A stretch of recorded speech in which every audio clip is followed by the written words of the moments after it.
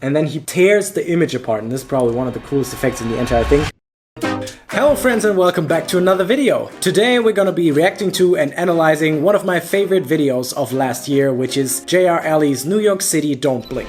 And I love the beauty behind the magic. And this reaction video comes as a request by Chris and John Bird Etio, who commented on one of the last videos and asked for this analysis. So let's jump right into it and see what we can learn about JR Alli's editing style today. This time we're not going to watch the video on YouTube. I downloaded it and now we're looking at it in Premiere Pro so that we can do some more analyze. The video in itself is pretty short, like 1.5 minutes, but there are so many cuts and there's so much to learn from that. So let's go.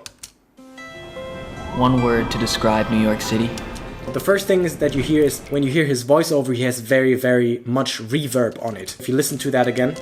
One word to describe New York City. That totally plays into the vibe that he wants to bring across here. It's like dreamy and he's in his head thinking, so it's very much reverb. One word to describe New York City. This, if you look at this cut, it's very interesting. He uses a lot of swoosh sounds to make the transitions from one shot to the next one go very smoothly. Listen in the background to the whoof that comes right before the cut. And in the moment where he makes the cut, he also speeds up the motion of his friend while he's putting on the head. That makes it a lot more seamless to cut from one clip to the next one. Overwhelming. Here in the background, he's putting a lot of emphasis on his sound design. Listen to the footsteps and then the city noise. Overwhelming. Thousands of little moments. Here, cheering of the crowd. Countless characters and millions of stories all happening at the same time. And if we look at that scene again, he had 2 masking transitions. If you look at this clip first. Overwhelming. Here, there's someone walking in front of the camera, and you see here on the left side, that's the initial shot, and on the right side, that's the other shot. And you do that simply by putting 2 layers on top in Premiere. The first one is the first shot, and then you mask that out, frame by frame, and you lay the other shot underneath. Thousands of little moments.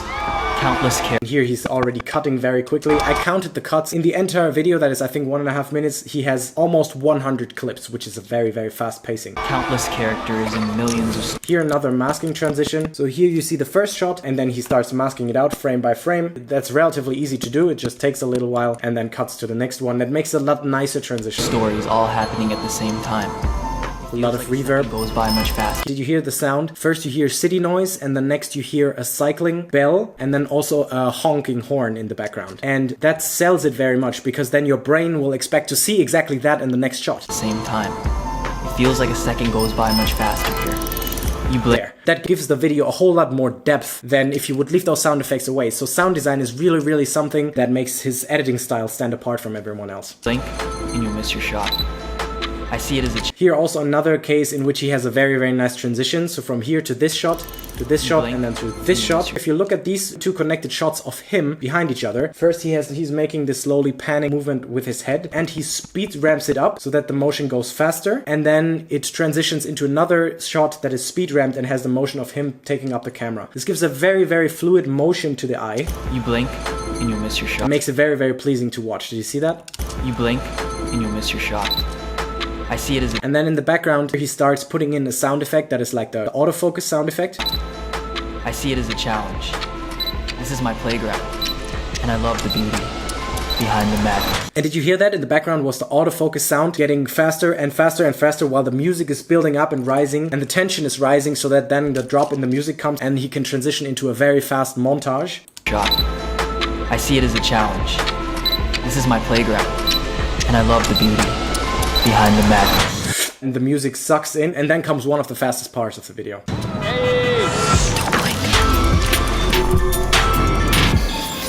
So this is a really cool section, like one of my favorite ones.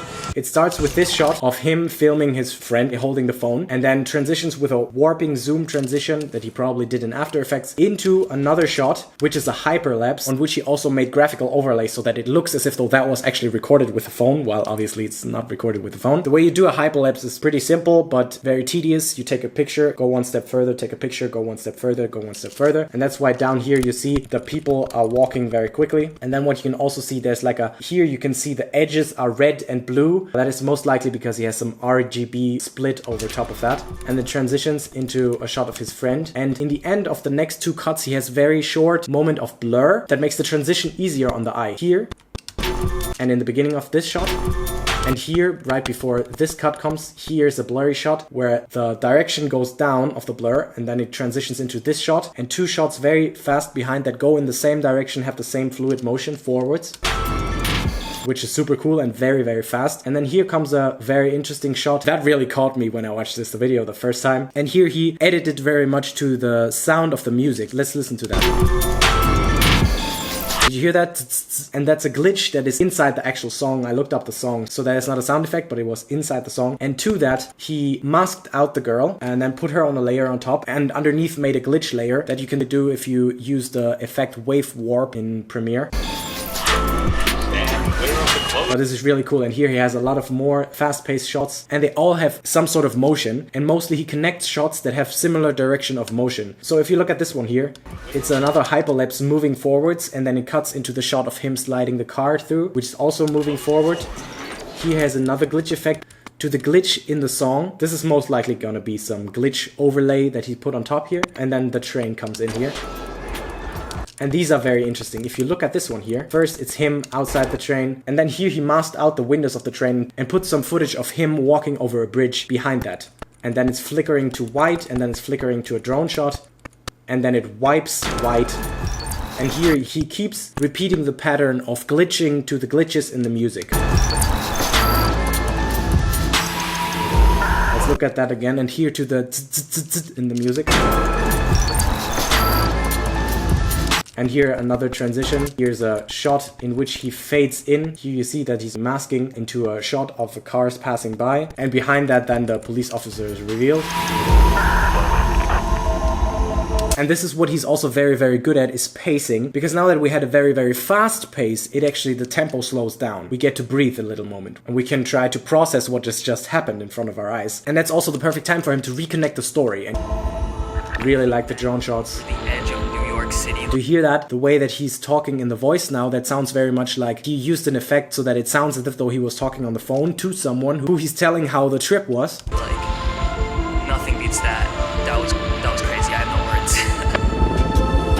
words. For my liking, the voice could have been a little bit louder here. It was a little bit difficult to understand him. I really, really like this shot. Super wide angle lens, slowly tilting up, while then he puts his hands in front.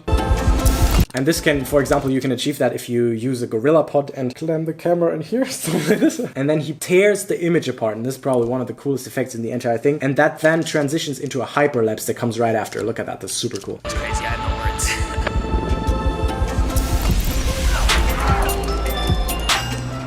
words. So this tearing goes into a hyperlapse to the left, and then slowly down on his friend. Another shot with motion, slightly to the left down. Slightly to the left down. Listen for the next cut here. You hear the car passing by in the background. And that really sells the cut from here to there. He wiped the camera away and then masked it out and revealed to the next shot. Yo, Pierre, you wanna come out here? This one's also pretty cool. You hear a guy shouting, and it's also very, very much reverb on that while you see the breakdancer here. Yo, Pierre, you wanna come out here? For each element here, you hear the sound to it. And that really makes so much of a difference. Cannot stress that enough. So listen to the birds flapping here.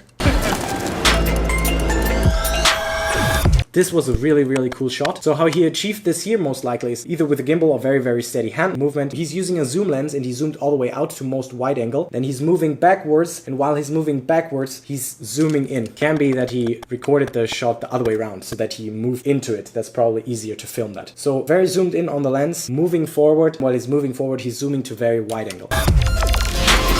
Another hyperlapse, rotating hyperlapse here.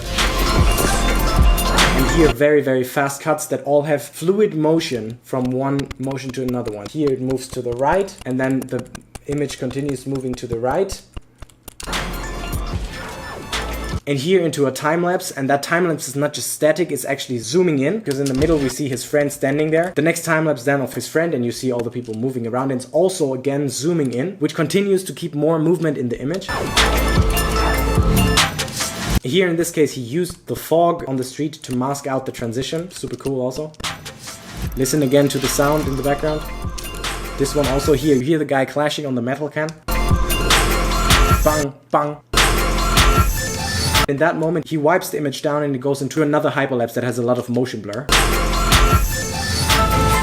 And several shots. So here's a drone shot that is fast forwarded very much, and you see a lot of motion blur. Another shot of him, and then here again from one shot to the next one, there are these 2-3 frames of blur before a next cut. Here he slows it down, and I'm not sure if that was inside the music or if he put it on top. Most likely he put it on top. You hear the clock ticking, slowing down, which helps giving you the feeling of, oh yeah, it's gonna get into a slower rhythm now.